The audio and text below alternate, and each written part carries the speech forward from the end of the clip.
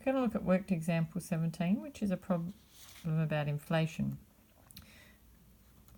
First of all, we want to have a little look at what inflation is. Basically, inflation is how prices increase over time. In order to calculate inflation, we use the compound interest formula, and we're compounding annually.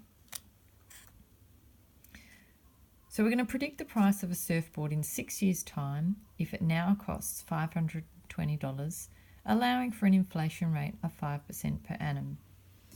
So let's start by writing down for ourselves the compound interest formula, and then we can start substituting in some information.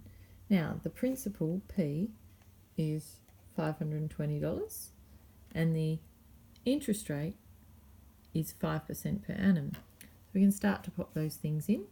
And now we're looking for how many years this surfboard will grow in price. So it's to the power of 6. Now if we plonk those bits and pieces in a calculator, we get $696.85. And